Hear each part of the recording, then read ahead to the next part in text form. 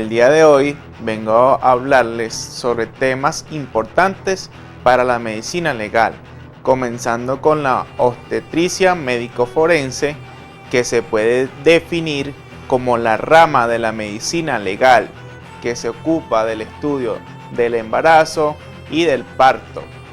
El embarazo se puede definir como aquel proceso fisiológico en virtud del cual se crea un nuevo ser en el seno materno.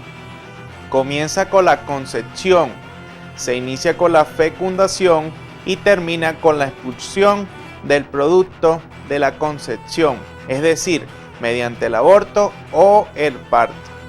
Duración del embarazo: 280 días o 40 semanas, 266 días o 38 semanas, 252 días o 36 semanas. Desarrollo fetal mes a mes. Concepción: en este momento solo es una minúscula bolita de células que se conoce como blastocito, que está dividido en tres partes. Tiene un grupo de células en el interior que son las que crecerán para convertirse en un bebé, un huequito lleno de líquido que se transformará en el saco amniótico, y otro grupo de células en el exterior que será la placenta. Primer mes: es apenas una bolita microscópica que se llama embrión. Todavía no se parece mucho a un bebé, tiene el tamaño de un grano de pimienta. Los órganos están empezando a desarrollarse y algunos incluso empezarán a funcionar. Segundo mes: los dedos de las manos y los pies están empezando a notarse. Los párpados casi le cubren los ojos. Desde su garganta se extienden los tubos respiratorios hasta sus pulmones en desarrollo. Y su colita embriónica empieza a desaparecer. Ya tiene el tamaño de un frijol. No para de moverse, da vueltas y cambia de posición. Tercer mes: mide unos 7.6 centímetros y tiene el tamaño de una vaina de guisante. El bebé está mucho más proporcionado. Su cabeza sigue siendo grande, pero ahora mide más o menos un tercio de lo que mide su cuerpo. Ya tiene las huellas digitales de sus dedos formadas. Cuarto mes: ya tiene el tamaño de un nabo pequeño, mide casi 13 centímetros y el cordón umbilical está más grueso y fuerte. La mielina está empezando a envolver su médula espinal. Ya puede mover las articulaciones y los huesos están empezando a endurecerse. Quinto mes: ahora mide casi 27 centímetros. Desde la cabeza hasta los pies tiene la longitud de una zanahoria y pesa 330 gramos. Sexto mes: desde la cabeza hasta los pies mide unos 34 centímetros. Pesa 680 gramos o el equivalente a un nabo mediano. Séptimo mes: pesa 1.4 kilos y mide alrededor de 39 centímetros. Ahora tiene el tamaño de una col grande. El sistema digestivo y los pulmones ya están casi totalmente desarrollados. Puede distinguir entre la luz y la oscuridad. Octavo mes: ya mide unos 46 centímetros desde la cabeza hasta los talones. Pesa un poco menos de 2 kilos. Su sistema nervioso sigue madurando y tiene los pulmones ya desarrollados. Noveno mes: pesa unos 3.2 kilos y mide 51 centímetros, el equivalente a una sandía pequeña. Sus órganos están completamente desarrollados. El diagnóstico del embarazo se realiza en aquellos casos de interés médico-legal a través de signos peculiares o por la realización de pruebas biológicas. Por ejemplo, se realiza para confirmar un embarazo gemelar. Diferentes tipos de diagnósticos aplicados al embarazo. Diagnóstico clínico. En este se presentan dos clases de signos: el de probabilidad, donde está presente la amenorrea, las modificaciones del volumen del útero, las modificaciones pigmentarias de la piel y la modificación de las mamas. Y los signos de certeza, donde se realiza la comprobación de los latidos y movimientos fetales. Diagnóstico radiológico. Se realiza a partir de las 16 semanas de embarazo mediante una radiografía. Diagnóstico por ultrasonido. Puede ser realizada desde la quinta o sexta semana, donde se observa un anillo blanco en el fondo del útero. Diagnóstico citológico. Se realiza el examen de las células descamadas de la cavidad vaginal. Diagnóstico biológico. Se basa en determinar la producción de gonadotropina coriónica en la sangre y en la orina de la embarazada. Diagnóstico bioquímico. Se basa en la determinación de hormonas y proteínas placentarias. Importancia médico-legal del diagnóstico del embarazo. Para desvirtuar una falsa acusación de aborto. Comprobar que la muerte del feto es producto de un aborto. Para apreciar las consecuencias de la violación. Determinar una suposición de parto como prueba de adulterio. En materia civil está presente la donación a favor de los hijos todavía no concebidos. Para desvirtuar cuando el embarazo es simulado. Para comprobar la existencia del embarazo. Diagnóstico retrospectivo. Se realiza en el caso de interés judicial para comprobar o desvirtuar acusaciones relacionadas con abortos, infanticidios y maternidad cuestionada, donde se realiza un examen de laboratorio que se basa en estudiar la desaparición de la hormona gonadotropina coriónica. Estados similares al embarazo.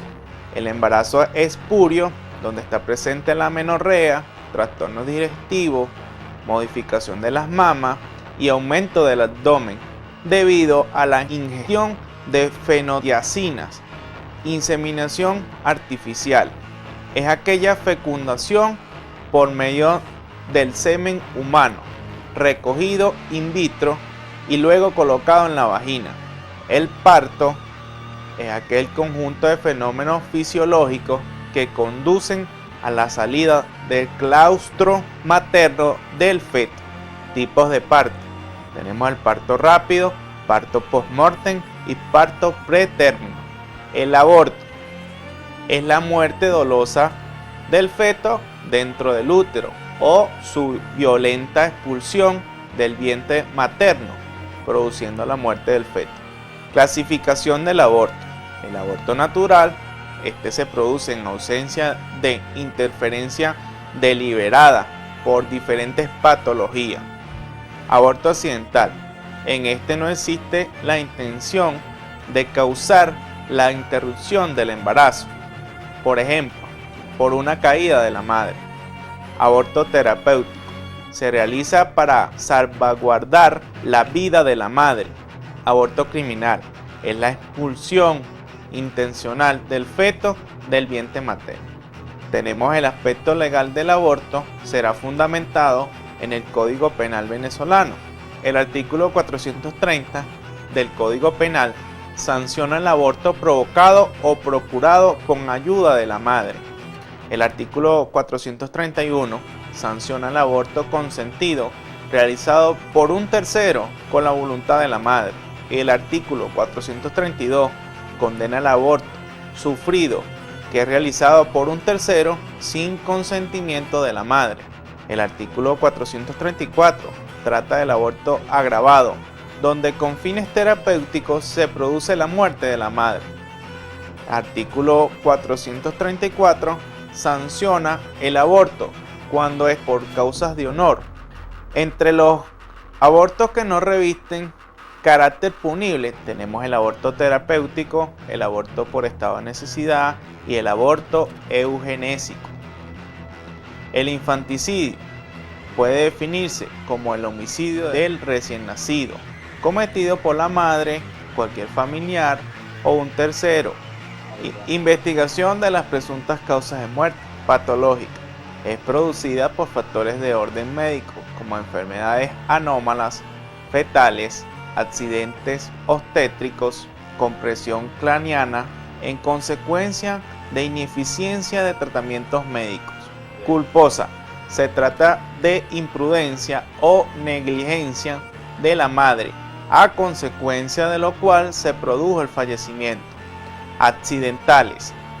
Se produce por una acción accidental, es decir, no existe la intención de causar daño, por ejemplo, por sofocación, por compresión torácica, por parto sorpresa, por sumersión en bañera, por caída letrina o en el pavimento que produce la fractura en el cráneo. Criminales. Estas son de interés tanto para la medicina legal como para el derecho penal, ya que siempre está presente el dolo para causar daño, como por ejemplo las asfixias, lesiones, envenenamiento o muerte por abandono. Tipos de pruebas realizadas en los casos de presunción de infanticidio. Debe realizarse una prueba pericial a los fines de demostrar los casos de muerte violenta de un recién nacido, para lograr el esclarecimiento de los hechos y el descubrimiento de la verdad mediante la intervención de un médico forense. Legislación penal venezolana.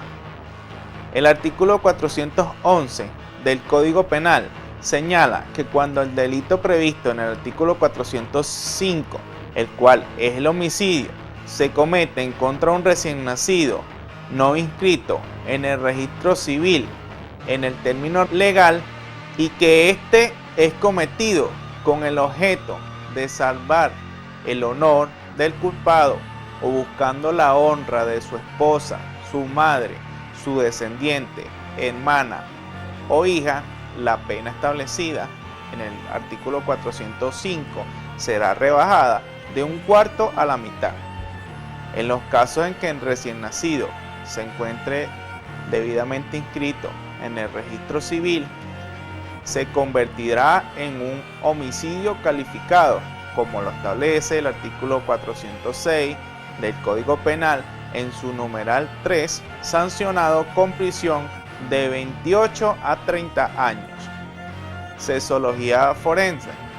Se puede decir que es aquella rama de la medicina legal que estudia aquellos casos donde existe la falta de libertad en el consentimiento de la víctima para una relación sexual. El abuso sexual es definido como cualquier actividad sexual entre dos o más personas sin el consentimiento de una. El abuso sexual puede producirse entre un adulto, de un adulto a un menor de edad o incluso entre menores. La violación es el acceso carnal, es decir, la penetración del pene en la cavidad vaginal o anorrectal por medio de violencias o amenazas. Tipo de violación. Violación presunta, aun cuando el acceso carnal se realiza con el consentimiento de la víctima, es considerado un hecho punible si al momento del delito la víctima no tuviera 12 años de edad, no haya cumplido 17 años o se trate el culpable de un ascendiente, tutor o institutor, cuando posea enfermedades mentales, físicas o cuando fueron utilizados medios fraudulentos. Actos lascivos violentos son aquellos actos consistentes en manoseos, caricias o tocamientos que realiza el sujeto activo con la finalidad de conseguir la excitación del líbido sobre otra persona, que no van dirigidos a realizar el acto carnal. Violación anal. Se evidencian signos de violencia de manera reciente en la zona anal. Examen de la víctima. De realizarse el examen médico-legal, se debe tener una orden judicial.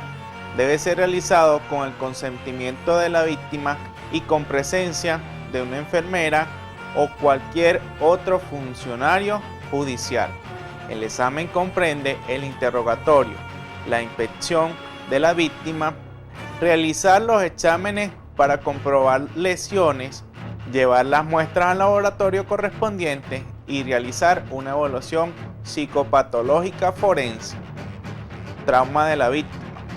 La recuperación de la víctima es un proceso lento que debe ser tratado en varias sesiones por psicólogos especializados, salvo la familia le brinde todo el apoyo necesario para su recuperación.